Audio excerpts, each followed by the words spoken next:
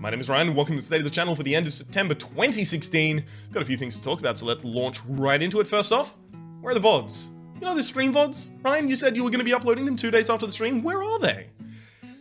No, I can't. It's not possible. Friend, you have to understand, they are each 10 to 12 gig in file size, which would take me literally a whole day to upload. It's physically not possible. If I want to be able to record and upload other content, I actually don't have the ability to upload the VODs. And the only reason I used to be able to do it is because I knew someone who lived in a location with really good internet. I used to go give them the files, upload it from their location. But that's just no longer possible because they've moved. So now I'm kind of up shit creek, no paddle, around to sea. So the way that we're thinking of I am thinking of dealing with this is just cutting them down into highlight segments. So possibly the best segment of a Rhapsody show, or the best run of a Republic stream or something like that, and then just uploading those and having them kind of like crushed down in file size because of the editing process. Hopefully that means that I can actually get a little bit of that content up and maybe, the best of that content up, because I'd be cutting it specifically for highlights, but it will be incredibly infrequent because it basically starts to depend on whether or not I have time for editing and scouring through a 4-hour video to try and find the best segments of it. So that's the plan for those in the future. Don't have the time to upload, literally don't have the time, like it's actually not possible, to upload the entirety of the videos, so I'm going to be looking to try and cut them into highlight reels. Next up, new series. There are 3 new series and 1 updated series that are coming out.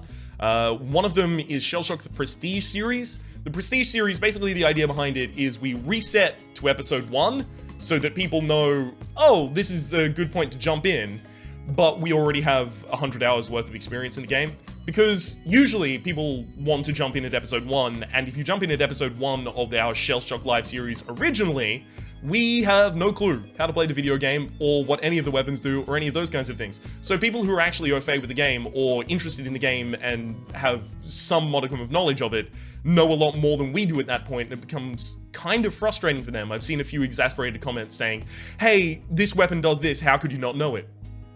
Because we were still learning the game, unfortunately. This is the kind of series that person might be enjoying.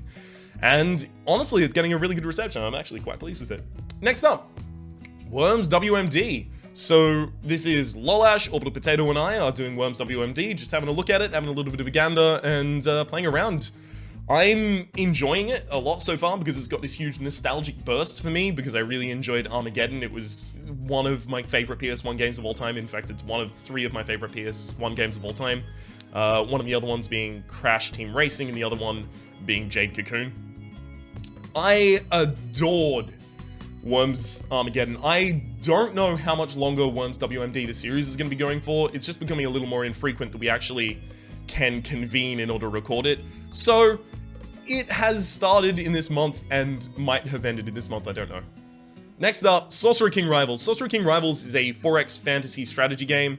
You might look at all of those titles and go, hang on, Rhapsody, don't you play Roguelikes? I do, don't worry, that's fine. But this is a little bit of an experiment, I guess, from my perspective.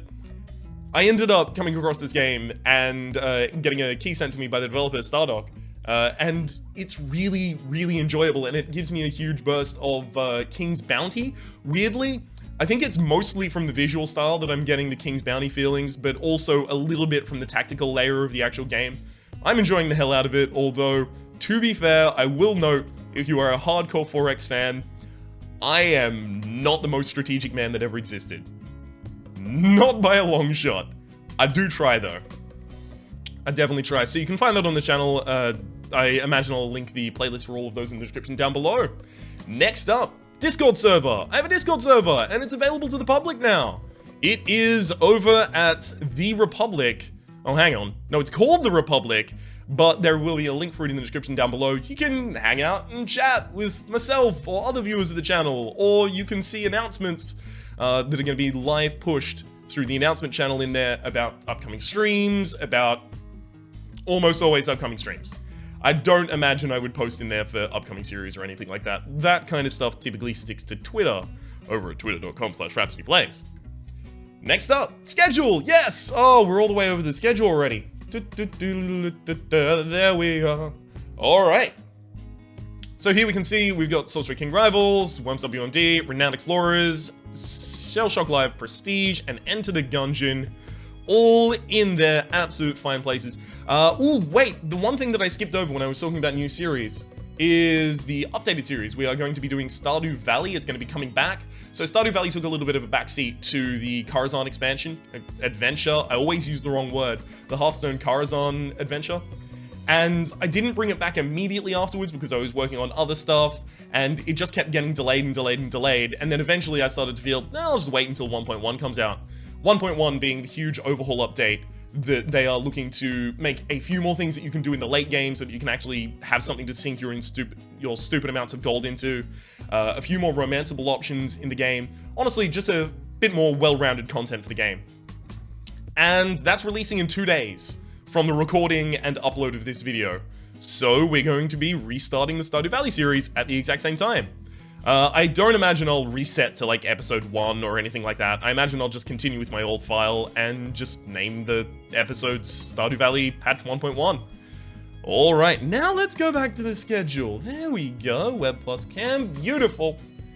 So Sorcerer King Rivals is, I think, going to continue for maybe 4 or 5 more episodes. I'm not so certain what's going to replace it immediately afterwards. I have a few ideas, but nothing that I want to talk about publicly, if I can say the word correctly, yet, until I can actually guarantee that I'm going to be replacing it with that. Worms WMD is a little bit delayed. We were going to be recording it, but unfortunately, one of the people that I'm recording with had some downloading issues with an update, rather, to Worms WMD, which made it impossible to record yesterday.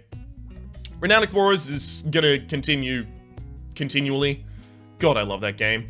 Shell Shock Live Prestige, again, going to continue as well. Enter the Gungeon is going to continue for at least a while. I do want to finish all of the Frightful quests, but at this rate, the Frightful quest seems like they're going to take me up until the supply drop update comes out, and then of course I'm just going to continue playing it because the supply drop update will be coming out and there'll be new content.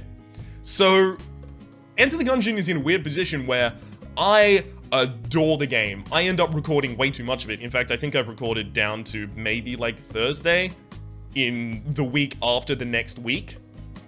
I'm addicted to that video game. I play it all the time on the Republic. I play it solo by myself when I'm not recording, and I record way too much of it. If I had my druthers, I'd probably upload like 2 Gungeon episodes a day, but unfortunately, it's another one of the games that has a relatively large file size comparison to the others. These are really easy to upload though. They take like 30 minutes each episode. Anyhow, that's behind the scenes knowledge that is not needed. So, upcoming, we've got all of the different time zones.